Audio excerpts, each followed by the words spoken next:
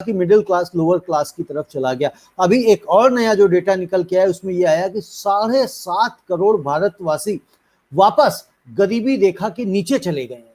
तो क्या इसका जिम्मेदार कौन है? इसका जिम्मेदार कोरोना महामारी ही है या कोई और है? अब आप रविंद्र जी हर अपनी नाकामी को कोरोना के पीछे छुपा सकते। आपको अपनी नाकामी स्वीकार करनी पड़ेगी। इसका जिम्मेवार है कि हम वैक्सीनेट नहीं कर पाए।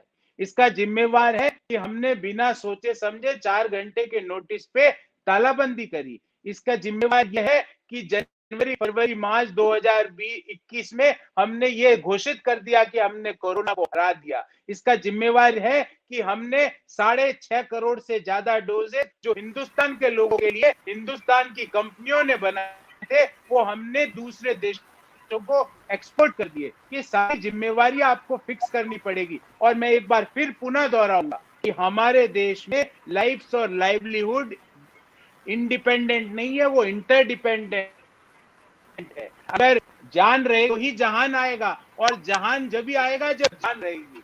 आप ये सोचो कि मैं सिर्फ जिंदगियां बचा लूं और जहान को बाद में देखूंगा, तो हमारे देश में ये संभव नहीं है। ये बात सरकार को जितना जल्दी समझ में आए वो अच्छा है। लोगों के हाथ में भले नोट प्रिंट करने पड़े, मैं बहुत बड़ी बात कह रहा हूं एज ए इकोनॉमिस्ट, कि भले उस नोट प्रिंट करने से अर्थव्यवस्था पे गहरा आघात पहुंच सकता है, पर जो जितने ऑप्शंस अवेलेबल है, क्योंकि ऑलरेडी हमारा डेट टू जीडीपी रेशियो 90% पे पहुंच चुका है। सिवाय अर्जेंटीना और ब्राजील के सारे इमर्जिंग कंट्रीज का डेट टू जीडीपी हमसे कम। तो भले आप उधार लेके काम नहीं कर सकते, भले आपको नोट प्रिंट करने पड़े, वो नए नोट, वो नया पैसा मध्यम आय वर्गीय लोगों के लिए और जो बॉटम ऑफ द पिरामिड जो लोग हैं उनके हाथों में डालिए।